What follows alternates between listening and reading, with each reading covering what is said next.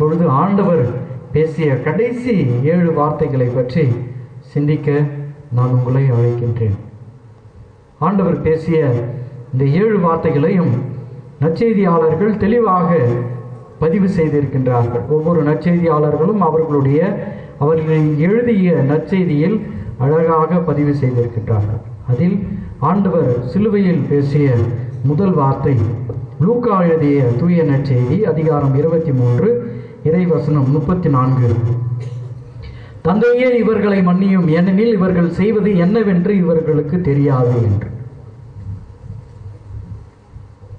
அவமானப்பட்டு துன்பப்பட்டு பலரால் இழிவுக்குள்ளாக்கப்பட்ட ஆண்டவர் இயேசு கிறிஸ்து சிலுவையில் இருந்து கூறுகின்ற வார்த்தை, தந்தையே இவர்களை மன்னியும். கொஞ்சம் யோசிச்சு பாருங்களேன். யாராவது நம்மளை தெரிஞ்சே வந்து இடிச்சாக்கா நம்ம என்ன பண்ணுவோம்? நீங்கள் எதுவுமே பண்ண மாட்டீங்களா? வழியில் போயிட்டுருக்கீங்க, நேராக வரீங்க, நான் நேராக வந்து உங்கள் மேலே மோதுறேன், நீங்கள் என்ன பண்ணுவீங்க? தந்தையே இவர்களை மன்னியும் அப்படிங்களா? வேற என்ன சொல்லுவீங்க? அடுத்த நடவடிக்கை என்ன செய்யலாம் அப்படின்னு யோசிப்பீங்க இல்லையா? இதே வாலிப பசங்களாக இருந்தால் என்ன பண்ணுவாங்க? அவ்வளோதான், அடிக்க வேண்டியதுதான் இல்லையா? ஆனாலும் ஆண்டவர் இயேசு கிறிஸ்து இதையெல்லாம் தாண்டி தான் போதித்ததை அங்கே செயலில் காட்டுகின்றார். பிரியமானவர்களே, சொல்றாரு. மத்தேயு எழுதிய நற்செய்தியில் பார்க்கின்றோம் 5:38 ஆண்டவர் கூறுகின்றார், ஒரு கன்னத்தில் அறைந்தால் மறு கன்னத்தை காட்டு என்று ஆண்டவர் கூறிய அந்த வார்த்தையை சிலுவையில் செய்து காட்டுகின்றார். அவர் சொல்லுகின்ற ஒரு போதகர் மட்டுமல்ல, மாறாக செய்து காட்டுகின்ற ஒரு இறைமகன், ஒரு செயல்முறையில காட்டுறார். இறக்கும் தருவாயில் இருக்கின்ற தண்டனை பெற்ற ஒரு கைதிகளுடைய கடைசி வார்த்தைகள்லாம் எப்படி இருக்கும்? கொஞ்சம் யோசிச்சு பாருங்களா. மும்பையில் நான் இருக்கும்போது என்னுடைய நண்பர் ஒரு பிரிசன் மினிஸ்ட்ரி, இந்த சிறைச்சாலைக்கெல்லாம் சென்று கைதிகளை எல்லாம் பார்த்து அவர்களுடைய தேவைகளை எல்லாம் அறிந்து அவர்களுக்கு தேவையான ஒரு சில உதவிகளை எல்லாம் செய்வார். சாகும் தருவாயில் தண்டனைக்குள்ளாக்கப்பட்டவர்களுடைய வார்த்தைகள் எல்லாம் எப்படி இருக்கும் அப்படின்னாக்கா, சபிப்பார்களாம், சபித்து கொண்டே இருப்பார்கள். அவர்களுடைய சாவினுடைய நேரம் தீர்மானிக்கப்பட்டுள்ளது. நாம எப்போ சாக போறோம் அப்படின்னு தெரிஞ்சாக சாவதற்கான காரணம் அந்த தண்டனையை கொடுத்தவர்கள் யார் என்று தெரிந்தால் நம்முடைய மனம் எப்படி இருக்கும்? வேதனையோடு இருக்கும் இல்லைங்களா? சபித்து கொண்டே இருப்பார்கள். ஆண்டவருக்கும் அதே நிலைமைதான். அவருக்கான தீர்வு எழுதப்பட்டுள்ளது. அவர் சிலுவையில் அறையுண்டு சாக போகின்றார் என்கின்ற தீர்ப்பு கொடுக்கப்பட்டு விட்டது. யூதர்கள் மரபுபடி சிலுவை சாவை கொடுத்தவர்களுக்கு நாக்கை துண்டித்து விடுவார்கள். இது யூதர்களுடைய மரபு. சிலுவையில் யாரெல்லாம் சாகிறாங்களோ அவங்களுடைய நாக்கை எல்லாம் கட் பண்ணுவாங்க. எதற்காக என்றால், அவர்களை சிலுவையில் அறையும் பொழுது அவர்களை அறைகின்ற படை வீரர்களை சபிப்பார்கள், கெட்ட வார்த்தையில திட்டுவாங்க. எனவே இயேசப்பாவை எல்லா நேரங்களிலும் பழி வாங்க வேண்டும் என்று துடித்த எல்லா மக்களும் கீழே இருக்காங்க, எல்லாம் வெயிட் பண்றாங்க. கடைசி வரை அவருக்கான சோதனை கொடுக்கப்படுகின்றது, சோதிக்கப்படுகின்றார். சிலுவையில் ஆணியால் அறையப்பட்டு ஆண்டவர் இயேசு கிறிஸ்து சிலுவையில் அங்க குத்துயிரும் குழுவுயிருமாக இருக்கும் பொழுது எல்லாரும் காத்திருக்கிறாங்க. எதற்காக? இவரும் மற்ற கைதிகளை போல சபிப்பாரா, சாபத்தை கொடுப்பாரா அப்படின்னு. ஆனால் ஆண்டவர் இயேசு கிறிஸ்து அதற்கு எதிர்மறையா ஒரு வார்த்தையை சொல்றார். லூக்கா 23:34 என்ன சொல்றாரு? தந்தையே இவர்களை மன்னியும். சொல்லுங்க பார்க்கலாம். தொடர்ந்து இன்னொரு வார்த்தையும் சொல்றார். இவர்கள் செய்வது என்னவென்று தெரியாம செய்யறாங்களா? இல்ல, தெரிந்தே செய்கிறார்கள். தெரிந்தே சாட்டையால் அடிக்கிறாங்க, தெரிந்தே ஆணிகளால் அறைகிறார்கள், தெரிந்தே அவமானத்துக்கு உள்ளாக்குகிறார்கள். ஆனால் இவர்கள் செய்வது என்னவென்று தெரியவில்லை என்று ஆண்டவர் கூறிய வார்த்தைக்கு ஆழமான இன்னொரு அர்த்தம் இருக்கு. என்ன அப்படின்னாக்கா, அவர்கள் அவமானப்படுத்துவது கடவுளுடைய மகன். யாருடைய மகன்? இறைவனுடைய மகன், இறைமகன். இறைமகனை அவர்கள் கொள்ளுகின்றார்கள், அவமானப்படுத்துகிறார்கள், ஆணிகளால் அறிவுகிறார்கள், அசிங்கப்படுத்துகிறார்கள். ஆனாலும் ஆண்டவர் தன்னுடைய இறைத்தன்மையில் இருந்து எப்பொழுதும் சமரசம் செய்யவே இல்லை. எல்லா நிலைகளிலும் பிலிப்பியருக்கு எழுதிய திருமுகம் 2:5-8 படிக்கிறோம் இல்லைங்களா?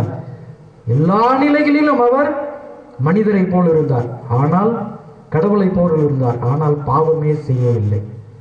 கடவுளாக இருந்த அவர் மனிதரை போல் தன்னை தாழ்த்தி, மனிதனாக இருந்தாலும் அடிமை கோலம் கொண்டு அடிமைக்கான சாவை சிலுவையில் ஏற்றுக்கொண்டார். அப்போ இந்த ஆண்டவர் பேசிய, சிலுவையில் பேசிய கடைசி 7 வார்த்தைகளில் முதல் வார்த்தை, தந்தையே இவர்களை மன்னியும் என்று. பகைவனுக்கு அன்பு, வலக்கண்ணத்தில் அறைந்தால் மறு கண்ணத்தை காட்டு, சபிப்பவர்களையும் நீர் மன்னிக்க வேண்டும் என்று வார்த்தையால் மட்டுமல்லாமல் ஆண்டவர் இயேசு கிறிஸ்து செயலாகவும் காட்டுகின்றார். மன்னிக்க ஆண்டவர் தயாராக இருக்கின்றார். தனக்கு தண்டனை கொடுத்தவர்களையும் பார்த்து ஆண்டவர் மன்னித்தார். ஆண்டவர் கூறிய அதே வார்த்தையை நம்மால் கூற முடியுமா? நம்ம யாரை மன்னிக்கணும்? நீங்கெல்லாம் யாரை மன்னிக்கணும் சொல்லுங்க பார்க்கலாம். யாரை மன்னிக்கணும்? பங்கு சந்தையா? இல்லை, உங்களுடைய உடன் பிறப்புகளை மன்னிக்கணும். அவர்களோடு தான் நீங்கள் சமரசம் செய்யணும். அவங்க கூட தான் சண்டை, உண்மையா இல்லையா? அவர்களோடு நீங்கள் சமரசம் செய்ய வேண்டும், மன்னிக்க வேண்டும். ஆண்டவர் தெளிவாக சொல்றார். நீங்கள் ஆலயத்திற்கு வரும்பொழுது கொண்டு வருகின்ற காணிக்கையை அவர் எதிர்பார்க்கவில்லை, வரவேற்கவில்லை. அதை அப்படியே கோயில் வளாகத்தில் விட்டுட்டு என்ன சொல்றாரு ஏசப்பா? வீட்டுக்கு போயிட்டு யாருடன் நீங்கள் உடன்பாடு இல்லையோ அவர்களுடன் சமாதானம் செய்து கொள்ளுங்கள் அப்படின்னு சொல்றார். அப்ப சொன்னதை சிலுவையில் ஆண்டவர் நிறைவேற்றுகின்றார். தந்தையே இவர்களை மன்னியும், இவர்களுடைய சிந்தனைப்படி இவர்கள் செய்கிறார்கள். பழி வாங்கணும், பழி சொல் இழிசொல் கொடுத்து எல்லா அவமானமும் செய்யப்பட்ட பிறகும் ஆண்டவர் சொல்றார், இவர்களுக்கு அது தெரியாது, இறைமகனை தான் அவர்கள் சாகடிக்கிறார்கள் என்று. அப்போ மன்னிப்பதற்கு ஆண்டவர் தயாரா இருக்கார். மன்னிப்பை பெற்றுக்கொள்வதற்கு நான் தகுதியானவனா, நான் தகுதியானவளா? நாம் தான் சுய ஆய்வு செய்யணும். ஆண்டவர் மன்னிக்க தயாரா இருக்கார். மன்னிப்பை பெறுவதற்கு நாம் தகுதியுடையவர்களா? ஆண்டவர் மன்னிக்கின்றார், நான் பிறரை மன்னிக்கின்றேனா? யாரெல்லாம் மன்னிக்கிறோம் சிந்திச்சு பாருங்க. ஆண்டவர் தன்னுடைய வாழ்க்கையில அதிகமா மன்னித்த மனிதர் யார் தெரியுமா? மத்தேயு 18:21 பார்க்கிறோம். யாருன்னாக்கா, தன்னோடு இருந்த தன்னுடைய சீடர் பேதுரு. பேதுரு ஏசப்பா கிட்ட கேட்கிறார், ஆண்டவரே நான் எத்தனை முறை மன்னிக்க வேண்டும் அப்படின்னு. அதுக்கு ஏசப்பா என்ன பதில் சொல்றாரு சொல்லுங்க பார்க்கலாம். 7 முறை. 7 முறை இல்ல, 2 முறை மன்னிச்சாலே குடும்பத்துல சமாதானம் வந்துடும். உண்மையா இல்லையா? உண்மை. ஆனா ஏசப்பா அதையெல்லாம் தாண்டி 7 முறை மன்னிக்கணும் அப்படின்றாரு. 7 முறை 70 தடவை. சரிங்களா? மன்னிக்க வேண்டும் என்று கற்றுக் கொடுத்த ஆண்டவர் செயல்முறையில் சிலுவையில் காட்டுகின்றார். நாம் மன்னிக்க தயாராக இருக்கின்றோமா? சில நேரத்தில் நிறைய பேர் சொல்லுவாங்க, நான் உன்னை மன்னிச்சிட்டேன். ஆனால் மன்னித்த பிறகு நம்முடைய மனநிலை என்ன? ஒரு சிலர் வந்து மன்னிச்சிட்டேன் அப்படின்னு சொல்லிட்டு பேசாம இருப்பாங்க. அதற்கு என்ன காரணம்? என்ன காரணம்? உள்ளத்துல ஆதங்கம் எப்பயும் இருந்துகிட்டே இருக்கும். மன்னிச்சிட்டேன் அப்படின்னு சொல்லிட்டு அவங்களுடைய முகத்துக்கு முகமா பார்க்கவே மாட்டாங்க. என்ன அர்த்தம்? நான் கொடுத்த மன்னிப்பை மீண்டும் கோபப்படுத்தி திரும்ப என்ன பாவம் செய்ய வைக்காத என்கின்ற அர்த்தம். பிரியமானவர்களே, பாருங்களேன், ஆண்டவர் இயேசு கிறிஸ்து சிலுவையில் யாராலும் சொல்ல முடியாத ஒரு வார்த்தையை சொல்றார். அசிங்கப்படுத்தியவர்களை, அவமானப்படுத்தியவர்களை, தன்னை சிலுவையில் அறைந்தவர்களை தந்தையே இவர்களை மன்னியும் என்று மன்னிப்பு கொடுக்கின்றார். ஆண்டவர் மன்னிக்கின்றார், மன்னிப்பு நமக்கு கொடுக்கின்றார். நாம் மன்னிக்கப்பட்டவர்கள். நாம் ஆண்டவருடைய மன்னிப்பை பெறுவதற்கு தகுதியானவர்களால் சுயாய்வு செய்வோம். நாம் பிறரை மன்னிக்கின்றோமா? இரண்டாவது, ஆண்டவர் சிலுவையில் பேசிய இரண்டாவது வார்த்தை லூக்கா 23:43.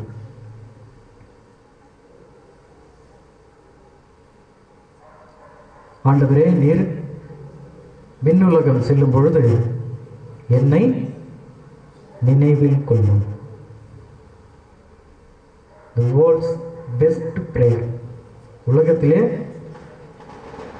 ஒரு பெஸ்ட் பிரேயர் அப்படின்னாக்கா என்னை நினைவில் கொள்ளும்.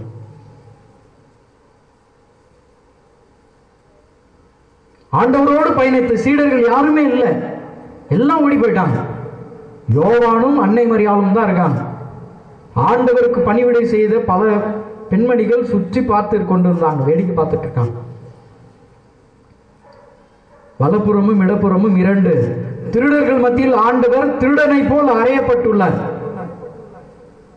எசாயா இறைவாக்கினருடைய வாசகத்திலிருந்து இன்னைக்கு கேட்டோம். எல்லா விதத்திலும் அவர் சோதனைக்கு உட்படுத்தப்பட்டார், ஆனால் பாவம் செய்யவில்லை. நம்முடைய பாவத்திற்காக அவர் அங்கே பரிகாரமாக தன்னை ஒப்பு கொடுத்தார்.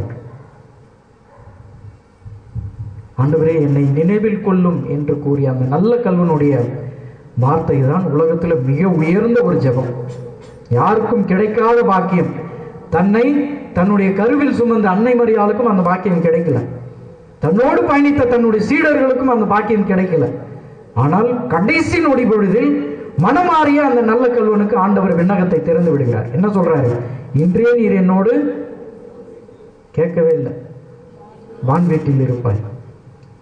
பாருங்களேன், எவ்வளவு பெரிய பாக்கியம். யாருக்குமே கிடைக்காத ஒரு பாக்கியம். சீடர்கள் இருந்தாங்க, எல்லாருமே இருந்தாங்க, ஆனால் கிடைக்கல. மத்தேயு 25:33 படிக்கிறோம். ஆண்டவர் இயேசு கிறிஸ்து கூறுகின்றார், கடைசி தீர்ப்பின் பொழுது வலப்புறமும் இடப்புறமுமாக செம்மறி ஆடுகளையும் வெள்ளாடுகளையும் நான் பிரித்து எடுப்பேன். அப்படி வலப்புறமாக இருந்தது நல்ல கல்வன், இடப்புறமாக இருந்தது ஆண்டவரை சோதித்த அந்த கல்வன். சரிங்களா? இப்போ நாம ஆண்டவர் பக்கத்தில் 2 பக்கமாக இருக்கின்றோம். வலப்புறமா இடப்புறமா? செம்மறி ஆடா இருக்குமா வெள்ளாடா இருக்குமா? செம்மறி ஆட்டுக்கும் வெள்ளாட்டுக்கும் பல வித்தியாசம் இருக்கு. நல்ல ஆயனுடைய செவியை கேட்டு, நல்ல ஆயனுடைய குரலை கேட்டு செவி கொடுத்து ஆயனுடைய பாதையில் செல்வது எல்லாம் செம்மறி ஆடுகள். அதனால தான் இயேசுப்பா சொல்றார் மத்தேயு 25, செம்மறி ஆடுகள் என்னுடைய தந்தையின் இல்லத்திற்கு எடுத்து செல்லப்படும். ஆண்டவருடைய வார்த்தைகளை கேட்டு அதன்படி நடக்காத எல்லா வெள்ளாடுகளையும் நரகத்திற்கு தள்ளுவார்கள். இந்த நல்ல கல்வன் பாருங்க, கடைசியில் மனமாறுறான், ஒரு பாக்கியவானாக மாறுகின்றான். இதில் ஆண்டவர் கூறுகின்ற ஒரு நல்ல செய்தி, நமக்கு கூறுகின்ற செய்தி. நான் சொல்றது அப்படியே மக்கள்லாம் சொல்லுங்க. விண்ணகம் கேட்கவே இல்லை. விண்ணகம் கடவுளால் மட்டும்தான் கொடுக்க முடியும். கடவுள் மட்டும்தான் விண்ணக வாழ்க்கையை கொடுக்க முடியும். மோட்சத்தை கடவுள் மட்டும்தான் கொடுப்பாரு. நான் சேர்த்து வைக்கிற பணமோ பொருளோ நகையோ எதுவுமே எனக்கு விண்ணக வாழ்க்கையை தரவே தராது. நல்ல கல்வனுக்கு பாக்கியவானாக ஆண்டவர் கொடுத்த அந்த கொடை விண்ணக வாழ்க்கை. இன்று நாம் சிந்திப்போம், இறக்கும் தருவாயில் எனக்கு ஆண்டவர் விண்ணக கதவை திறந்து விடுவாரா என்று சிந்தித்து பார்ப்போம். அதற்கு தகுதி உள்ளவர்களாக நாம் இருக்கின்றோமா? மூன்றாவதாக ஆண்டவர் சிலுவையில் பேசிய வார்த்தை யோவான் 19:26-27. அம்மா, இவரே உன் மகன். கடமை பொறுப்போடு இருக்கார் ஏசப்பா. கொடுக்கப்பட்ட பணியை, கடமையை நிறைவா செய்கிறார். தான் இறந்து உயிர் தெழுந்த பிறகும் அவர்களோடு இருப்பேன் என்று கூறிய ஆண்டவர் அன்னை மரியாளுக்கு ஒரு பாதுகாவலனாக, ஒரு மகனாக இருப்பதற்கு யோவானை அன்னை மரியிடம் ஒப்பு கொடுக்கின்றார். அன்னை மரியை யோவானிடம் ஒப்பு கொடுக்கின்றார். இதற்கு என்ன அர்த்தம் அப்படின்னாக்க, கடமை உணர்ச்சி. நல்லா சிந்திச்சு பாருங்க. யாரெல்லாம் நம்முடைய பெற்றோர்களை நல்ல முறையில் பார்க்கிறோம், சிந்திச்சு பாருங்க. எல்லா பெற்றோர்களுடைய கடமை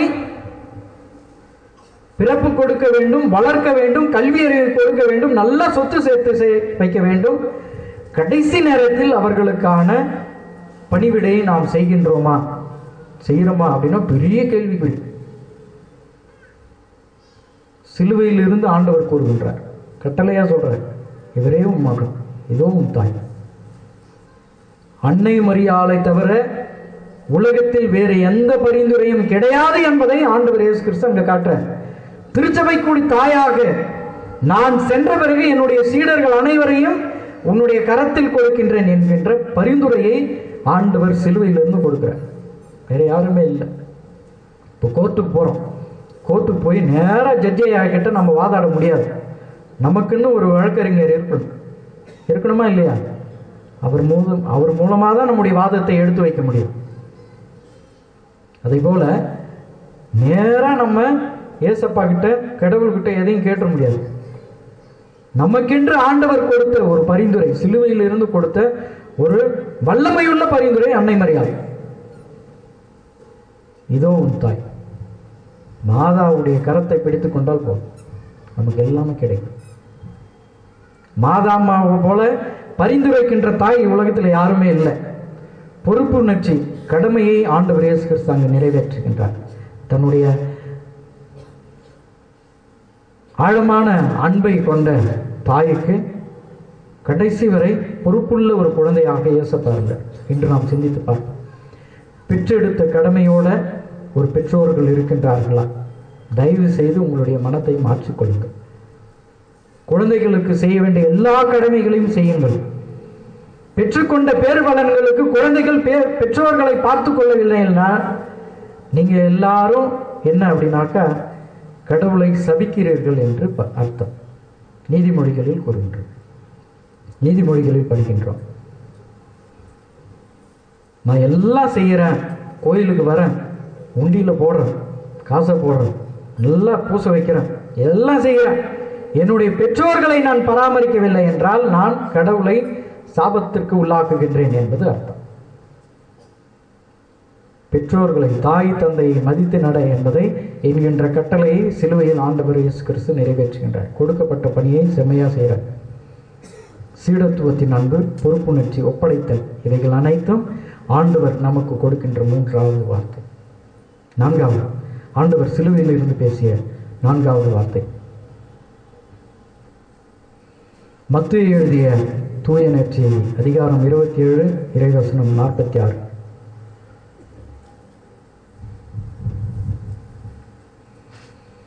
என் இறைவா, என் இறைவா, ஏன் என்னை கைவிட்டீர்கள்? திருப்பாடல் 22:1 தாவீது இதே வார்த்தையை சொல்றாரு, இதே வார்த்தையை கூறி கத்துறார். என் இறைவா, என் இறைவா, ஏன் என்னை கைவிட்டீர்? நான் ஒரு அரசனாக திருநிலைப்படுத்தப்பட்ட, அபிஷேகப்படுத்தப்பட்ட ஒரு அரசன். என்னுடைய எண்ணத்தால், என்னுடைய சிந்தனையால் விபச்சாரம் செய்தேன். ஏன் என்னை ஆன்மீகத்தில் கைவிட்டீர் என்று தாவீது அரசர் பாடிய அந்த பாடலை ஆண்டவர் இயேசு கிறிஸ்து சிலுவையில் பாடுறார். ஏசப்பா இந்த பாடலை, இந்த திருப்பாடலை, சங்கீதத்தை பாடுவதற்கு, உரத்த குரலில் கத்தி கூறுவதற்கு என்ன காரணம்? என்ன காரணம் அப்படின்னாக்கா இதற்கு இறையியல் சிந்தனை வேறு ஒன்று இருக்கு. நம்ம எல்லாருடைய பாவங்களையும், உலகம் முழுவதும் அனைத்து மக்கள் செய்த பாவங்களையும் இயேசு தன் தோள் மேல் சுமந்து கொண்டார். எல்லாருடைய பாவங்களையும் சுமக்க முடியாத நிலையில் தான் ஆண்டவர் இயேசு கிறிஸ்து எப்படி கத்துறாரு? உரத்த குரலில் கத்துகின்றார், ஏன் என்னை கைவிட்டீர்? பாவம் அனைத்தும் இயேசு அப்பா மேல சுமக்கப்பட்டதால் தந்தையாம் கடவுள் பாவத்திலிருந்து தன்னுடைய முகத்தை மறைத்துக் கொள்கின்றார். எல்லாருடைய பாவத்தையும் சுமந்ததால் சுமக்க முடியாத அந்த நிலையில் ஆண்டவர் இயேசு கிறிஸ்து கத்திய அந்த வார்த்தை, ஏன் என்னை கைவிட்டீர்?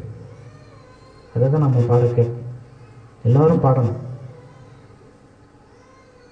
அப்போ நம்ம இயேசப்பா மேல மேல மேல மேல மேல பாவத்தை சுமக்கும் பொழுதெல்லாம் ஆண்டவர் எப்படி கத்துறாரு, அழுகிறார் என்றால் உரத்த குரலில் கத்துகின்றார். சிலுவை பாத நேரத்தில் ஒரு பிள்ளை கத்திட்டு போச்சு இல்லையா? அம்மா எங்கே இருந்தாங்க, குழந்தை எங்கே இருந்துச்சு. அதுதான் உரத்த குரலில் கத்துவது. அவர் வலியால அங்க கத்தல, கஷ்டத்தால அங்க கத்தல. நீங்களும் நானும் செய்த பாவ சுமைகளால், பாவ பாரத்தால் ஆண்டவர் அங்கே கத்துகின்றார். ஆண்டவர் இயேசு கிறிஸ்து சிலுவையில் பேசிய 5வது வார்த்தை, யோவான் எழுதிய நற்செய்தி அதிகாரம் 19 இறைவசனம் 28. தாகமாய் இருக்கிறது. திருப்பாடலிலும் பார்க்கின்றோம். திருப்பாடல் 69:21. தாகமாயிருந்த மனிதனுக்கு காடியை கொடுத்தார்கள் என்று. ஐ தர்ஸ்ட். ஒரே வார்த்தை தான் உலகில் பல மாற்றங்களை ஏற்படுத்தியிருக்கின்றது. நான் தாகமாயிருக்கின்றேன் என்று ஆண்டவர் கூறிய அந்த வார்த்தைக்கான ஆழமான அர்த்தம், நான் இவ்வளவு பாடுகள் பட்டும் துன்பங்களை பட்டும் என்னுடைய இரத்தத்தை சிந்தியும் சிலுவையை சுமந்தும் என்னை பலியாக கொடுக்க அந்த தருவாயிலும் பார்க்கின்றேன் சிலர் பாவம் செய்து கொண்டே இருக்கின்றார்கள். அவர்களுடைய பாவத்திலிருந்து மனம் மாற வேண்டும், பாவ வாழ்க்கையிலிருந்து வேறு பாதைக்கு செல்ல வேண்டும், இறை வார்த்தையின்படி நடக்க வேண்டும் என்று ஆண்டவர் தன்னுடைய எண்ணத்தில் நினைக்கும் பொழுது உரத்த குரலில் கூறியது, நான் தாகமாயிருக்கின்றேன். நீங்களும் நானும் மனம் மாற வேண்டும் என்கின்ற தாகம் ஆண்டவருக்கு இன்றளவும் இருந்து கொண்டுதான் இருக்கின்றது. அன்னை தெரசம்மாள் தன்னுடைய புத்தகத்தில் எழுதியிருக்காங்க, ஐ தர்ஸ்ட். கடைசி வரை என்னுடைய உடலில் உயிர் மூச்சு இருக்கும் வரை நான் ஆண்டவருக்கு சேவை செய்து கொண்டே இருக்க வேண்டும். என்னுடைய தாகம் தீரவே கூடாது. அந்த தாகம் இருக்கணும். இது ஆன்மீக தானமாக இருக்கணும். பொருள் ஆசை கொண்ட தாகமாக இருக்கக்கூடாது. உலக ஆசை கொண்ட ஒரு தாகமாக இருக்கக்கூடாது. நான் தாகமாக இருக்கின்றேன். ஆண்டவருடைய தாகம் நமக்கானது. நம்மை பார்த்து அவர் தாகமாக இருக்கார். நாம் மனமாறும்போது அவருடைய தாகம் தீர்க்கப்படுகின்றது. என்னுடைய உலக ஆசையிலிருந்து நான் விடுதலை அடையும் பொழுது ஆண்டவருடைய தாகம் மாறுகின்றது.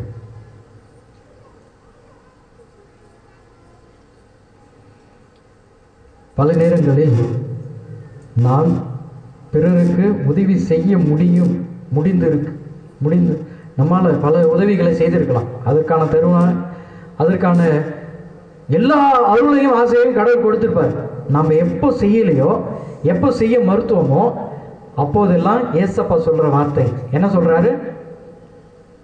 நான் தாகமா இருக்கேன். நான் ஆடையின்றி இருந்தேன், சிறைசாலையில் இருந்தேன், நோயுற்று இருந்தேன், உணவின்றி இருந்தேன், பசியோடு இருந்தேன். இவைகளை எல்லாம் செய்யும் பொழுது யாருக்கு செய்தீர்கள்? எனக்கே செய்தீர்கள் அப்படின்னு சொல்றாரு ஏசப்பா. தாகமா இருக்கிறேன் அப்படின்னாக்கா நம்மோடு, நம்முடைய பக்கத்துல, நம்முடைய வீட்டுல, நம்முடைய உறவுகளை, நம்ம வேலை செய்கிற இடத்துல நம்மால உதவி செய்ய முடியும். அதற்கான எல்லா காரணிகளும் நம்மிடம் இருந்தும் நாம செய்யாம இருக்கும் பொழுது ஏசப்பா சொல்ற வார்த்தை என்ன சொல்றாரு? நீங்களே சொல்லுங்க. நான் தாகமா இருக்கிறேன். நம்மால் முடிந்தும் நாம் செய்ய மறுத்த பொழுதெல்லாம் ஏசப்பா சொல்ற வார்த்தை இதுதான், நான் தாகமா இருக்கிறேன். ஐ தர்ஸ்ட்.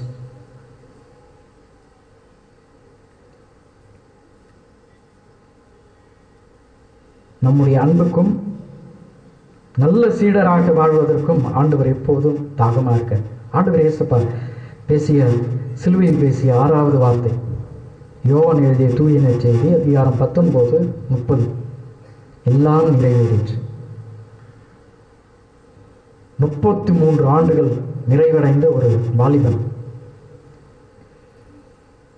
யூத மதத்தில் ஒரு நல்ல மரணம் அப்படின்னாக்கா ஒரு மனிதன் பல ஆண்டுகள் வாழ்ந்திருக்க வேண்டும், நிறைய குழந்தை செல்வம் கிடைத்திருக்க வேண்டும், நல்ல மரணம் அடைய வேண்டும். அதுதான் நன்மரணம். கல்லறை வைத்திருக்க வேண்டும், தனக்கான சொந்த கல்லறை இருக்க வேண்டும். இந்த 3 கிரைட்டீரியாவும் இருந்தாக்கா யூத மதத்தில் ஒரு மனிதன் இருந்தாக்கா ஒரு நல்ல மனிதர். வயதாகி இருக்கணும், குழந்தைகள் இருக்கணும், சொந்த கல்லறை இருக்கணும்.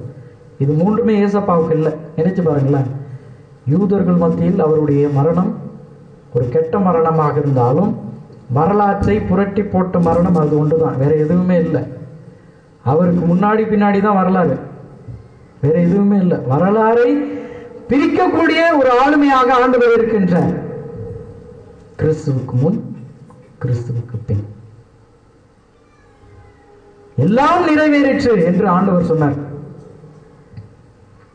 எல்லாம் முடிஞ்சிடுச்சு அப்படின்னு சொல்லவே இல்லை.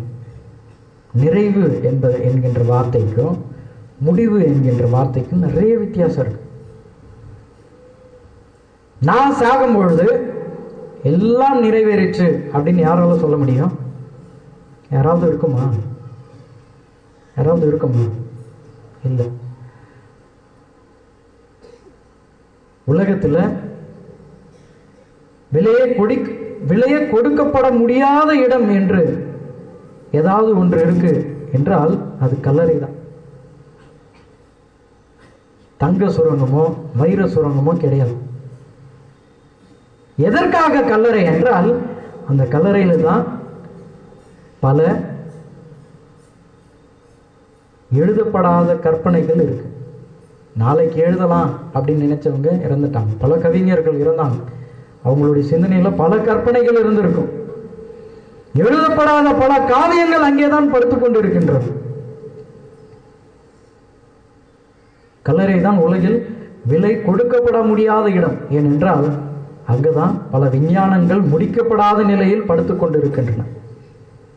எழுதப்பட்ட பல கண்டுபிடிப்புகள் பாதியில விடப்பட்டு அங்குதான் இருக்கு. உலகில் விலை கொடுக்க முடியாத இடம் கல்லறை தான். ஏனென்றால் அந்த கல்லறைகளில் தான் நாம் அதிகமாக நேசித்த, அன்பு செய்த, நம்மோடு வாழ்ந்த, பிறந்த, வளர்ந்த உறவுகள் படுத்துக் கொண்டிருக்கின்றார். யாருமே சொல்ல முடியாது எல்லாம் நிறைவேறிற்று. யாராவது சொல்ல முடியுமா? முடியவே முடியாது. தனக்கு கொடுத்த கடமையை நிறைவாக ஆண்டவர் இயேசு கிறிஸ்து செய்தார். முடிக்கல, நிறைவாக செய்தார். அவருடைய பலி ஒப்பற்ற பலி. எல்லாம் நிறைவேறிற்று என்று சொன்னார். அதுபோல நமக்கு கொடுக்கப்பட்ட பணியை, கடமைகளை தினமும் செய்யணும். எப்படி செய்யணும் சொல்லுங்க பார்க்கலாம்? தினமும் செய்யணும். சொல்லுங்க. நாளைக்கு செய்யலாம் அப்படின்னு வச்சாக்கா நமக்கு தெரியாது. நாளைக்கு அது நிறைவானதா இருக்குமா? தெரியாது, யாருக்குமே தெரியாது. ஏசப்பா சொல்றார், எல்லாம் நிறைவேறிற்று. கொடுக்கப்பட்ட திருவுளத்தை நிறைவாக நான் செய்தேன் என்கின்ற ஒரு நிறைவான ஒரு பலியாக ஆண்டவர் இயேசு கிறிஸ்து அங்க ஒப்பு கொடுக்கப்பட்டார். நம்ம சிந்திச்சு பார்ப்போம். நான் இறக்கின்ற தருவாயில் என்னுடைய இறப்பில் நான் கூற முடியுமா எல்லாம் நிறைவேறிற்று என்று? இறைவார்த்தை நிறைவேறும்படியாக அவர் அங்க சொன்னார். இறைவார்த்தை நிறைவேறும்படியாக இவைகள் எல்லாம் நிறைவேறியது. பாருங்களேன், இறைவார்த்தை நிறைவேறும்படியாக ஆண்டவருடைய திருவுளம் இப்படி இருந்தது அப்படி. இந்த 3 நாளும் அதை தான் படிக்க கேட்டோம். அப்படி என்றால் அவருடைய பலி எல்லாவற்றையும் நிறைவேறியது. நிறைவான ஒரு பலியாக இருந்தது, ஒப்பற்ற பலியாக இருந்தது. சிலுவையில் அவர் ஒப்புக் கொடுக்கப்பட்டார். சிலுவை ஏனென்றால் விண்ணுக்கும் மண்ணுக்கும் இடைப்பட்ட பகுதி, விண்ணையும் மண்ணையும் இணைக்கின்ற ஒரு பாலம். அதுல அந்த இடைப்பட்ட பகுதியில் ஆண்டவருடைய உடல் உடைக்கப்படுகின்றது, ரத்தம் சிந்தப்படுகின்றது, இரண்டையும் சேர்க்கின்றது. பாவம் நிறைந்த பூமியை விண்ணுலகிற்கு எடுத்து செல்வதற்கு ஒரே கழுவாயாக அங்கே ஆண்டவருடைய உடல் பலியாக ஒப்புக் கொடுக்கப்பட்டது. எல்லாம் நிறைவேறிற்று என்று ஆண்டவர் கூறினார். என்னாலும் உங்களாலும் இறக்கின்ற தருவாயில் சொல்ல முடியுமா? சிந்தித்து பார்ப்போம். ஆண்டவர் பேசிய கடைசி வார்த்தை லூக்கா எழுதிய தூய நற்செய்தி அதிகாரம் 23 இறைவசனம் 46. தந்தையே, உன் கையில் என் உயிரை ஒப்படைக்கின்றேன். ஆண்டவர் உரத்த குரலில் கூறி இறந்தார்.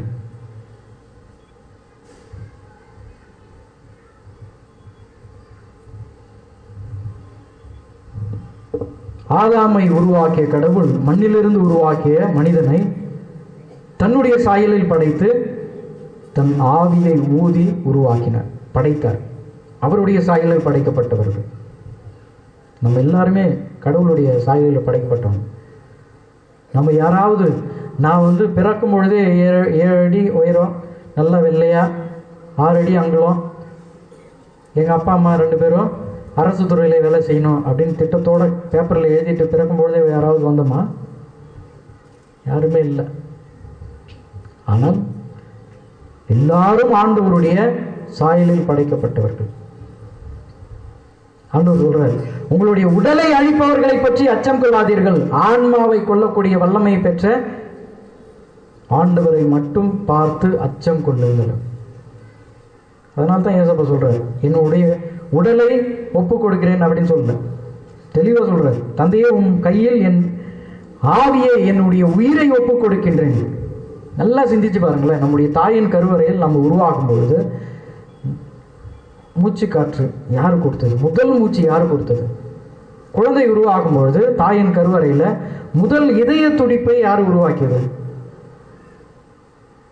ஆதாமுக்கு கொடுத்த அதே ஆவியை ஆண்டவர் நம்மிடம் எதிர்பார்க்கின்றார். நாம் இறக்கும் பொழுது நாம் கொடுக்கின்ற, நம்மிடம் இருந்து செல்லுகின்ற ஆன்மா, உயிர் ஆண்டவரிடம், ஆண்டவருக்கு எடுத்து கொள்ளப்படுகின்ற விலையேற பெற்ற தூய்மையான புனிதம் நிறைந்த ஒரு ஆன்மாவாக இருக்க வேண்டும்.